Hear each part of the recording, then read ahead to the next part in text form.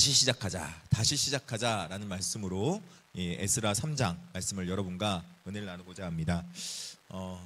여러분, 먼저 다시 시작하기 전에 이들이 포로 기한에 돌아왔던 내용들을 간략하게 여러분에게 이제 설명해 드리도록 하겠습니다. 포로 기한은 3번에 의해서 돌아왔습니다. 여러분들에게 정확하게 말씀드리면은 1차 기환을 통해서 고레스 원년에 BC 538년에 스룹바벨과 예수아를 주도로 해서 49,897명이 귀환하였고, 성전 재건은 516년에 그로부터 약 20년 후에 완공이 되었던 것을 볼 수 있습니다. 2차 귀환은 아닥사스다 7년에 에스라를 주도로 돌아왔고 1754명이 귀환했습니다. 에스라는 개혁운동을 일으키며 이방 여인과 자폰을 금지하는 그런 일들을 했던 것이죠. 3차 귀환은 언제 들어왔나? 그러면은 아닥사스다 20년에 13년 후에 이제 느헤미야가 마지막으로, 오늘 본문이 아니라 이제 느헤미야서에 의해서 예루살렘 성벽을 재건하기 위해서 돌아온 것입니다. 자, 그렇다면은 1차 포로 귀환 때 이렇게 귀환한 인원이 49,897명인데 이 사람들이 왜 그러면은 어떻게 돌아왔는가? 이들의 목표는 1차 포로 귀환의 목표는 성전 재건이었습니다. 그래서 주도적으로 일한 사람은 유대 총독이자 유대의 왕이어야 했던 그 인물 중에 한, 유대 왕족 중에 한 명이었던 스룹바벨이 주도를 해가지고 함께 예수아, 그러니까 여호수아라고도 하기도 하고 예수아라고 하는 사람이 함께 제사장으로서 같이 돌아와서 1차 포로 귀환을 통해서 성전 재건을 역사를 이루어간 것이죠. 2차 포로 귀환은 아닥사스다 7년에 그 이후로부터 약 6년에서 7년 정도 있는 사이에 어간에 이제 돌아오게 되는 상황인데, 이때는 많은 인원이 돌아온 게 아니라 에스라 학자가 이제 돌아오면서 이들이 하나님 앞에 왜 우리가 바벨론 포로로 끌려가야 했는지에 대해서 사람들이 잘 이해 못하고, 이들이 지금 방황하고 있는 사람들 보면서 이들을 돌이키면서 영적 개혁 운동을 통해서 하나님 앞에 왜 우리가 하나님 앞에 돌아가야 되고 다시 가나안 땅에 돌아가야 되는지, 그 척박한 땅으로 왜 돌아가야 되는지에 대해서 설명을 해줍니다. 이제 3차는 돌아간 백성들이 성벽을 재건하고 공동체 질서를 회복하는 것, 그것을 위해서 느헤미야가 여러 지도자들과 함께 그 이후로 돌아가게 되는 것이죠.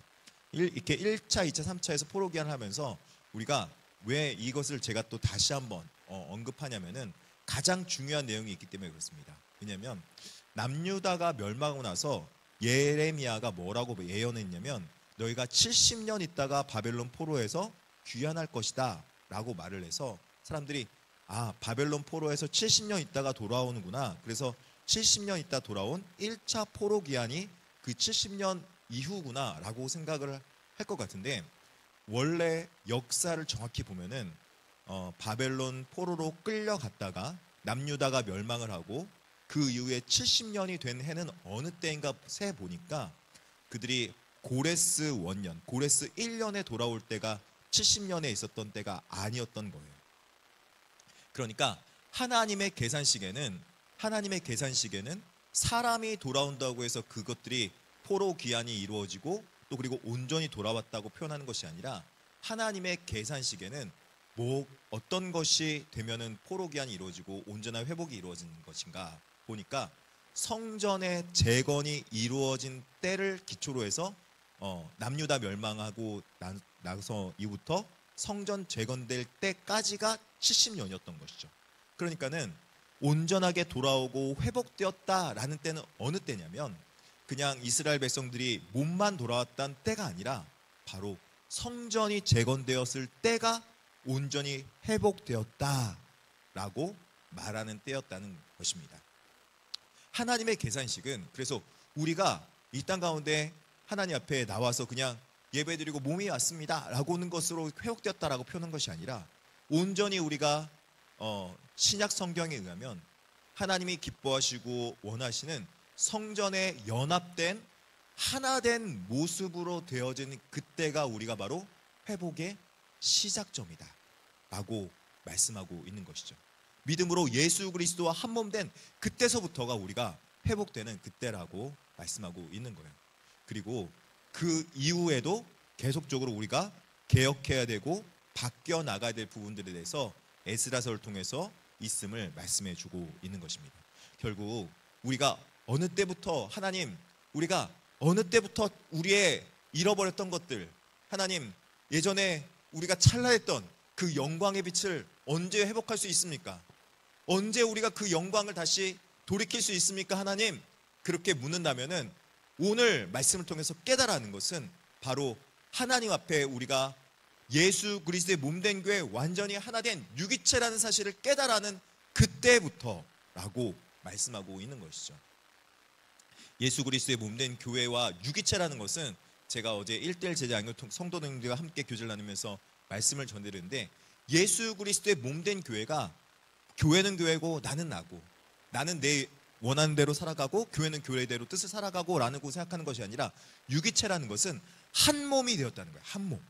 완전히 교회가 잘 되는 것이 내가 잘 되는 것이고, 교회가 부흥하는 것이 내가 부흥하는 것이고, 교회가 복되는 것이 내가 복되다는 거예요. 그것을 깨달아 하는 것이 바로 유기체라는 것이죠. 이것을 깨달아 하는 때가 바로 예수 그리스도와 한 몸 된 그 몸된 그것을 이루는 그때라는 거예요. 지금도 제가 생각해 보면은 어느 때 예수 그리스도를 만났습니까? 라고 묻는다면은 정말 교회를 위해서 왜 그렇게 그랬는지 모르지만 아침 점심 저녁으로 그렇게 교회에서 페이도 안 주는데 청년 때 열심히 같이 봉사하고 신방 다니고 그렇게 교회 청년들을 부흥을 위해서 같이 열심히 뛰었던 그때가 아직도 생각나요. 그때 그 목사님, 청년 목사님이랑 같이 어떻게 사역을 했냐면, 정말 아침에 새벽 예배를 같이 드리고 나서 좀 잠 좀 잤다가 한 10시쯤 모여가지고 같이 신방을 다니기 시작해요. 청년 신방을. 어디로 다녔냐? 청년 신방을 각 캠퍼스로 막 다니기 시작하는 거예요. 캠퍼스 가서 얼굴 도장 찍고 밥 한번, 학식이라고 해서 그 당시만 해도 학식은 아주 비쌌어요. 2,500원. 2,500원짜리 학식을 먹으면서 그 친구와 같이 교제를 나누며 기도해주며 이렇게 했던, 그렇게 간사 생활을 했던, 왜 그렇게 했는지 모르지만 그렇게 즐겁게 다녔던 생각이 납니다. 그러면서 제가 처음에 갔을 때 그 교회 청년부일 때, 제 모교인 천호제일교였는데, 천호제일교 청년부가 그때 당시에 몇 명이었냐? 천호제일교 청년부가 그 당시에 10명 정도 됐었어요. 10명 정도 됐던 청년부가 그때 그렇게 한 1년 반에서 2년 정도 사역을 하고 나니까 평균 예배 인원이 30명 정도 되고 등록 인원이 한 6, 70명 됐던, 그래서 굉장히 그 청년부가 부흥하면서 요 앞에 금요 찬양을 하면요, 청년부 찬양팀이 20명이 쓰는 거예요. 20명이. 할렐루야. 우리 여기 모인 사람들 다 합쳐야지만 이제 20명이 다 찾는데 20명이 청년부 찬양팀이 여기 앞에서 찬양을 하기 시작하면요, 일단 예배 들어온 사람들이 예배 들어오다 문을 딱 열면 이렇게 들으면서 놀래가지고, 예배 드리기 전에 일단 한번 놀래고 예배 드리다 찬양하면서 놀래고 그랬던, 그렇게 은혜로운 찬양을 들으니까 교회 주변에 소외물이 나겠어요, 안 나겠어요?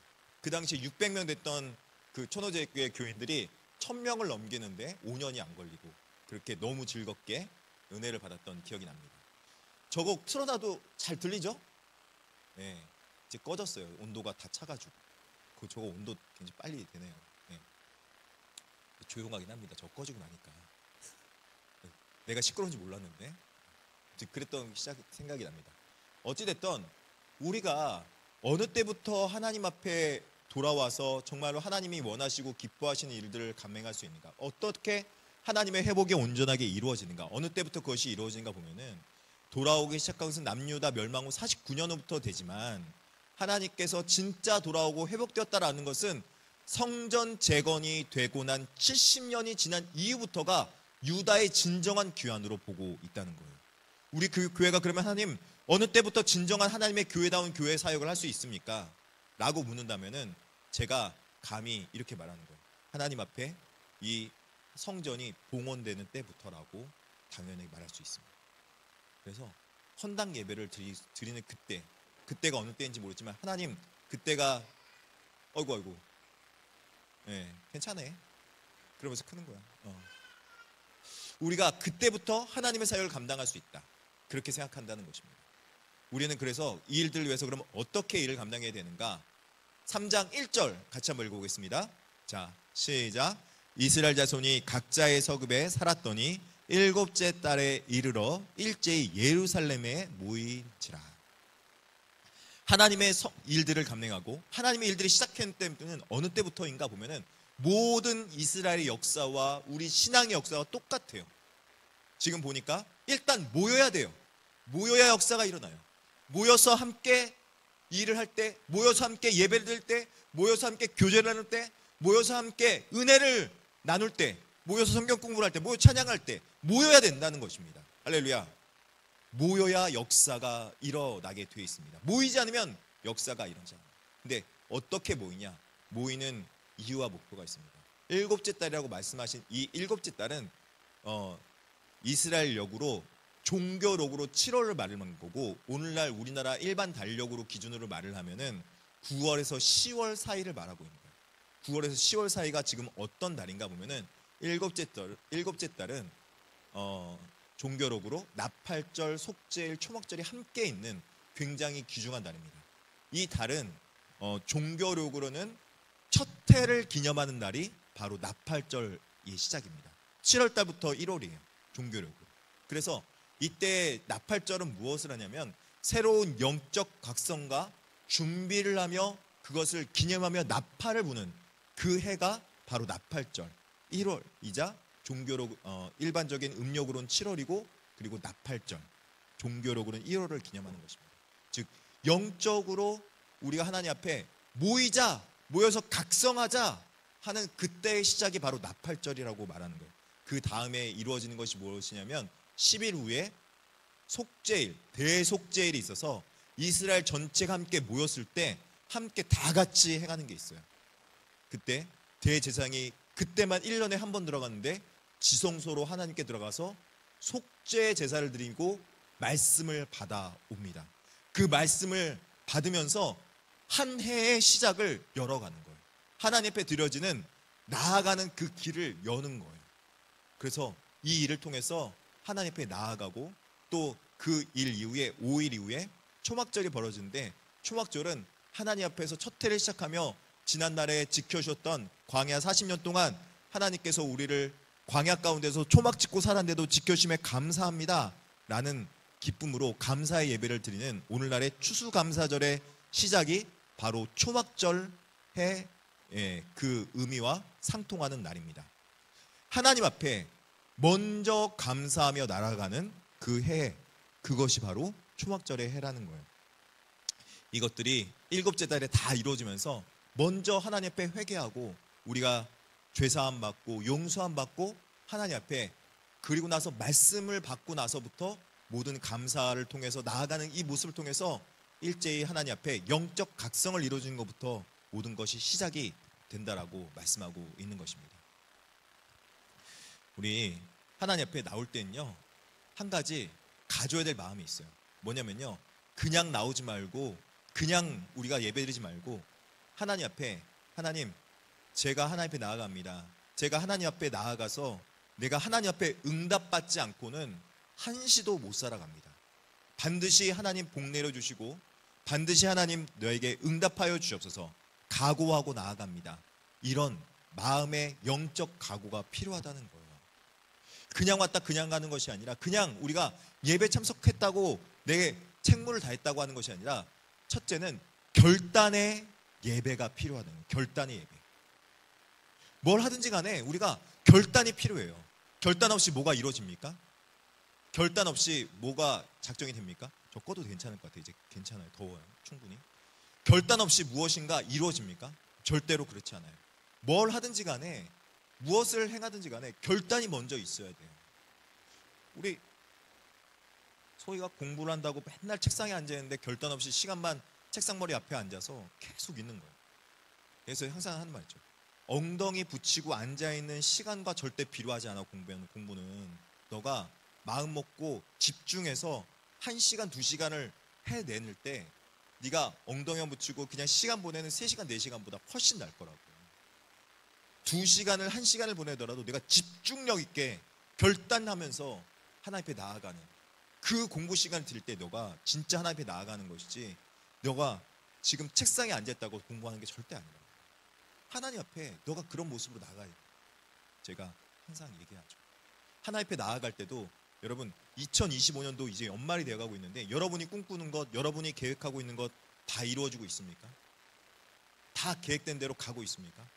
저는 2025년도 우리 교회에 부임하게 된 게 너무 감사하게 생각하고 뿐만 아니라 우리 교회 와서 제가 결단했던 것 하나님 앞에 이루기 위해서 제가 각오하고 있는 것이 있습니다. 이제 2달 남았는데 이루어지고 안 이루어지고는 하나님 몫인 거예요. 그런데 내가 그것을 이룰 수 있도록 하나님 앞에 기도했다면 내가 그 일에 정말 결단한 만큼 최선을 다하고 있는가? 그거는 제 몫이라는 거죠. 마지막 2달 하나님 남았습니다. 제게 맡겨진 역할 충성하고 최선을 다해서 내게 이루어지게 하여 주십시오. 연말 가서 하나님 보겠습니다. 하나님 어떻게 이루어 주실지 그 각오로 달려가고 있는 거예요. 지금 계획하고 있는 게 있어요. 여러분 삶 속에서 이런 계획 있으십니까? 그래서 여러분 우리 당의 장로님들한테 부탁드릴 내용이긴 한데 이번 추수감사 헌금은 가능하면 2025년도 연말하고 2026년도 전도 용품 구매로 사용하면 어떨까 싶습니다. 전도비로. 어차피 헌금은 하는 거니까. 우리가 구제하면 너무 좋겠는데 우리가 구제하기에는 지금 상황이 더 나을 수 있겠지만 하나님 영혼 구원하는 일이 가장 귀한 건 아니겠습니까? 영혼 구원하는 일에 가장 많이 써요. 물론 우리가 예산 책정한 것만큼 필요한 만큼 타서 쓰겠지만 하나님 앞에 우리가 먼저 이런 결단이 먼저 필요하다. 하나님 앞에 정말 영적 영혼 구원의 일에 우리가 전심전력하는 그 각오를 해야 된다. 이 목표를 두고 한번 해보면 좋겠다 싶습니다.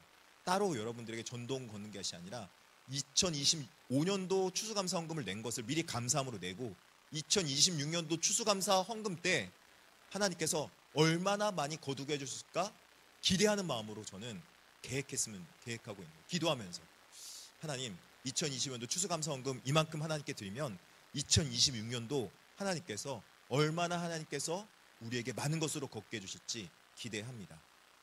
하나님 앞에서 각오하고 달려가는 거죠. 이런 결단의 각오 이것이 필요하다는 것입니다. 자, 그렇다면은 첫 번째는 결단이 필요하면은 두 번째는 어떻게 되는가?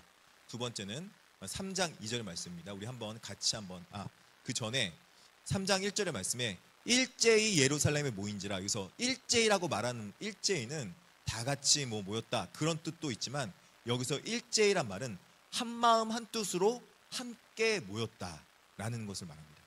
이런 각오가 있으면 그 각오를 제사장만 한 것이 아니라 지도자만 한 것이 아니라 지도자와 성도가 함께 한 마음 한 뜻으로 마음을 모았다라는 것이 바로 일제히라는 것입니다. 그렇다면 어떻게 일제히 모았나 보니까 그들이 마음을 모으는 방법이 있습니다. 3장 2절입니다. 같이 한번 읽겠습니다. 시작. 요사닥의 아들 예수아와 그의 형제 제사장들과 스알델의 아들 스룹바벨과 그의 형제들이 다 일어나 이스라엘 하나님의 제단을 만들고 하나님의 사람 모세의 율법에 기록한 대로 번제를 그 위에서 드리려 할세. 먼저 이들이 모여서 다시 시작할 때 하는 행위가 무엇이냐면 하나님 앞에 율법에 기록된 대로 번제를 그 위에서 드린다 그렇게 말하고 있습니다. 그래서 번제는 여러분이 잘 알고 있듯이 예배의 핵심 사상입니다.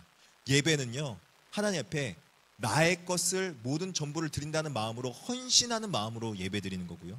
하나님께 예배는 드리는 거기 때문에 우리가 하나님께 나아가기 위해서는 속죄를 먼저 받아야 된다는, 먼저 죄사함으로 하나님 앞에 나아간다는 것. 그래서 나의 지난날의 모든 죄와 나의 지난날에 잘못했던 모든 것을 하나님께서 용서하여 주시옵소서. 그렇게 나아가는 것. 지난날의 나의 죄악 때문에 내가 고생하고 잘못된 길로 가서 내가 지금 이렇게 고난받고 있습니다. 하나님 저의 고난을 멈춰 주시옵소서. 이 고백으로 나아가야 된다는 것이죠. 그렇게 나아갔던 백성들이 하나님 앞에 어떻게 나오냐, 모든 재물을 전부를 드린다는 마음으로 하나님 앞에 드리는 그 제사 번제의 재물을 가죽을 제외하고 전부 제단에 불태워 드리는 그것을 드리는 것이 바로 예배의 핵심 사상이라는 것입니다. 그래서 예배는 누구에게 드리는 겁니까? 나를 위해서 드리는 겁니까? 하나님께 드리는 겁니까? 하나님께 드리는 겁니다. 나를 위해서 드리는 것이 아니라 하나님께 내가 시간을 내어 드리는 것, 그리고 내가 하나님 앞에 나아갈 때 나를 받아주셔서 드릴 때 나의 거룩하지 못한 부분은 용서함 받고 죄사함 없이는 나아갈 수 없습니다. 근데 죄사함이 있어야지만 우리에게 복이 찾아오는 거예요. 죄사함이 있어야지만 하나님이 우리에게 찾아오시는 거예요. 둘째는 온전한 드림으로 나아가야 됩니다. 다시 시작하기 위해서는 온전한 드림으로 나아가야 됩니다. 이 온전한 드림 가운데 있기를 진심으로 축복합니다. 세 번째는 이제 하나님 앞에 그 드림의 모습이 나타나고 있습니다. 자, 3장 7절 같이 한번 읽어보겠습니다. 시작. 이에 석수와 목수에게 돈을 주고 또 시돈 사람과 두로 사람에게 먹을 것과 마실 것과 기름을 주고 바사왕 고레스의 명령대로 백향목을 레바논에서 요빠 해변까지 운송하게 하였더라. 하나님의 일들을 행하기 위해서는 여러분 무엇이 필요하냐면 석수와 목수에게 돈을 줘서 성전을 건축하려니까, 성전을 건축하려면 여러분 뭐가 필요하겠어요? 그 재료가 필요한 거죠. 그 재료가 필요하면 재료를 어떻게 해야 돼요? 돈을 주고 구매해야 된다. 물질이 필요하다는 거예요. 하나님, 물질이 필요하다는 것은 물질을 내가 내려놓는 게, 물질을 드린다는 것은 무엇을 드리는 거냐면 삶의 열매를 드리는 거예요. 삶의 열매. 물질은요 그냥 나오지 않고 우리 삶에 있어서 맺혀지는 열매를 하나님께 드린 거예요.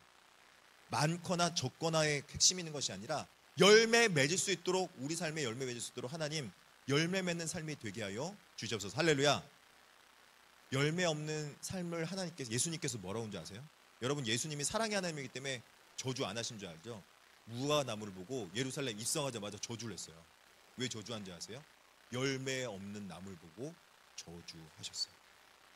열매가 없으면은 예수님도 옳지 않다라고 말을 하신 거죠. 그래서 우리의 삶은 열매가 있어야 돼요. 열매 있는 삶이 되어야 된다는 것입니다. 예수님도 그렇게 말씀하셨어요. 열매 있는 삶이 되어, 열매는 우리 삶을 드리는 거예요. 하나님이 받으시기에 합당한 열매. 그 열매가 왜 안 맺혀집니까? 하나님 앞에 우리가 죄악 가운데 있습니까? 하나님과 멀어져 있습니까? 하나님 앞에 온전하게 드리지 못하는 나의 부분들이 있습니까? 그것마저도 하나님 나의 삶의 열매가 되어줄 수 있도록 하나님 우리 삶의 모든 곳을 다스려 주시옵소서. 하나님의 주권 사상을 인정하는 사람들이 삶의 열매가 맺혀지게 되어 있습니다. 우리 자녀 누가 키웁니까? 내가 키웁니까? 하나님이 키웁니까? 처음엔요, 어렸을 때 아이들 키우면요, 저는요 우리 자녀들이 서울대 다 갈 줄 알았어요. 근데 얼마 전에 뭐 연세대 간다고 그러더니 또 얼마 전에 물어보니까는 경희대 간다고 그러고, 얼마 전에 물어보니 인서울만 했으면 좋겠다고 그러고, 이제 곧 있으면 좀만 있어 봐요. 대학만 갔으면 좋겠다. 그렇게 좀. 왜요? 키워보고 나니까 뭔지 알은 거야? 부모님 뜻대로 마음대로 안 되더라. 그것을 알게 됩니다. 결국 누구 주권에 있는 거예요? 하나님 주권에 있다는 걸 깨달아요. 그것을 알 때 삶의 열매가 드려지게 됐어요. 하나님이 주권에 있구나. 우리가 하나님 앞에 드리는 삶, 그것도 마저도 하나님 앞에 있구나. 제게 어떤 수학자가 재밌는 산수 공식을 냈습니다. 아주 어려운 공식이었어요. 20억 곱하기 0은 답이 뭡니까? 이렇게 물어봐요. 20억 곱하기 0은 뭐예요? 아니 20억인데 0이에요. 아무리 많아도 300억 곱하기 0은요 0이에요. 하나님 앞에 드려지지 않은 제로섬, 그 제로가 있으면은 아무리 내가 많고 무엇인가 맺혀 있는 것 가지고 있다 하더라도 결과물은 열매는 0이에요.